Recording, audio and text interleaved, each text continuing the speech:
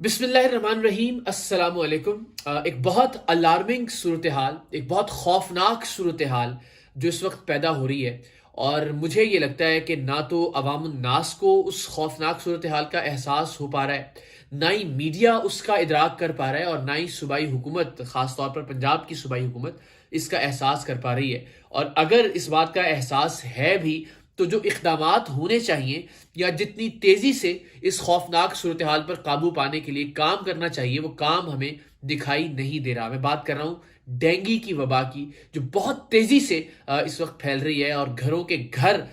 اس سے متاثر ہو رہے ہیں، کئی زندگیاں یہ وبا نگلتی جا رہی ہے، مگر میڈیا پر بھی ہم اس طرح سے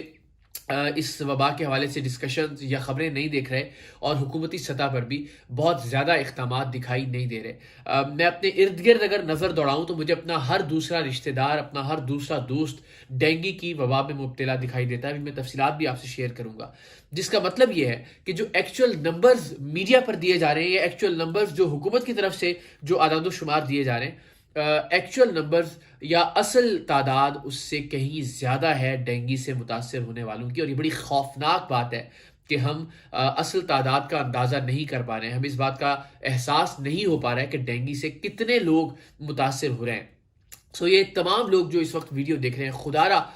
ذرا اس معاملے کو سنجیدگی سے دیکھیے، اس معاملے کو سنجیدگی سے لیجئے،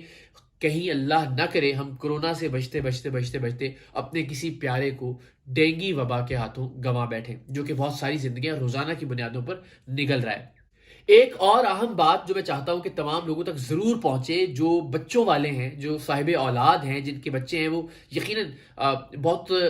مطمئن تھے کرونا وبا کے حوالے سے کم کرونا بچوں پر اس طرح سے حملہ آور نہیں ہوتا، یا بچوں کا امیون سسٹم کرونا کے حوالے سے بہت سٹرونگ ہے۔ لیکن بدقسمتی کی بات یہ ہے کہ جو ڈینگی کی وبا ہے، جو ڈینگی کا وائرس ہے، وہ بچوں پر بھی اسی سختی کے ساتھ حملہ آور ہوتا ہے، اتنی شدت کے ساتھ حملہ آور ہوتا ہے۔ اگر آپ یہ سوچتے ہیں کہ جی ہمارے بچے خود محفوظ ہیں، تو خدا نہ خواستہ اللہ تعالیٰ محفوظ رکھے سب کے بچوں کو، مگر ایسی صورتحال نہیں ہے۔ بچے بھی اتنے ہی ولنریبل ہیں، اتنے ہی ان کو نقصانات پہنچنے کے امکانات ہیں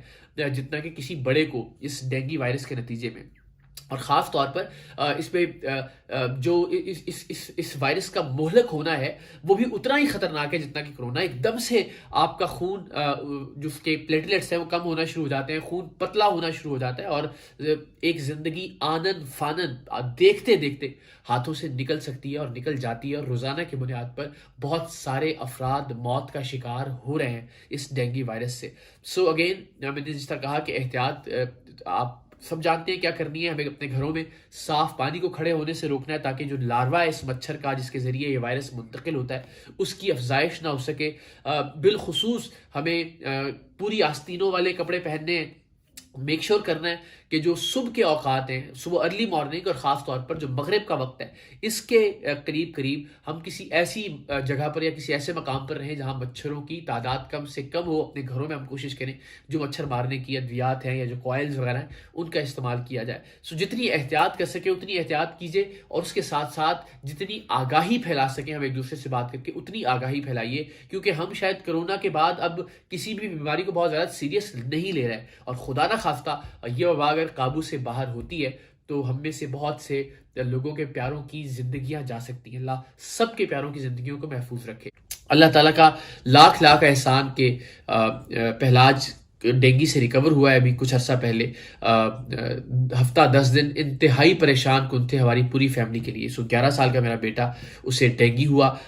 پہلے دن 103 بخار، لیکن اللہ کا احسان کہ پھر وہ بخار کنٹینیو نہیں ہوا، اور الحمدللہ پھر جو پلیٹلیٹس تھے انہوں نے بھی ریکور کرنا شروع کر دیا، اور فائنلی 185 جب نمبرز ہم نے اچیو کیے۔ روزانہ کی بنیاد پر ٹیسٹ کرنا پڑتا تھا، اور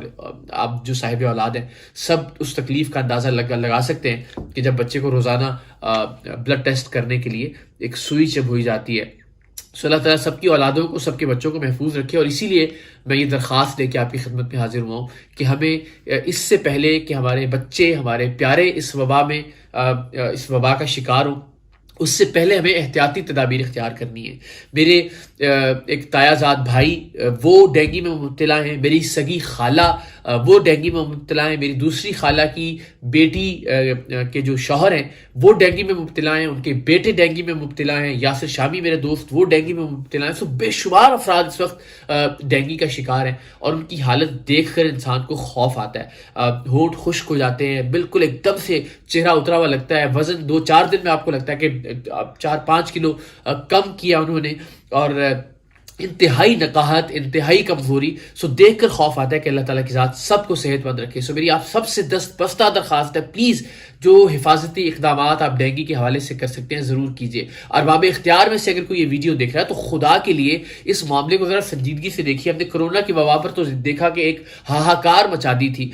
اس سے زیادہ خطرناک ثابت ہو رہی ہے ڈینگی کی یہ وبا، ڈینگی کا یہ وائرس. سو پلیز اپنے گھروں میں بار بار، ہم سب جانتے ہیں ہمیں کیا احتیاط کرنی ہے، صاف پانی کو کھڑا ہونے سے روکنا ہے. ہم سب جانتے ہیں کہ خدا نہ خواستہ اگر ڈینگی ہو جاتا ہے تو گھر میں آپ نے ذاتی طور پر وہ جو ٹوٹکے ہیں ان سے پرہیز کرتے ہوئے فوری طور پر ڈاکٹر سے رجوع کرنا ہے. ایک دن کا بخار اگر خدا نہ خواستہ ہوتا ہے تو فوری طور پر قریبی اسپتال کے ڈاکٹر سے رجوع کیجیے. میں ڈاکٹر نہیں ہوں جو میں آپ کو ظاہر ہے کوئی ایسی چیزیں بتا سکوں کہ آپ کو کیا کرنا چاہیے اور کیا نہیں کرنا چاہیے، مگر یہ میں آپ کو ضرور بتا سکتا ہوں کہ گھر میں سیلف میڈیکیشن سے پرہیز کیجیے. آپ کو اگر 1-8 دن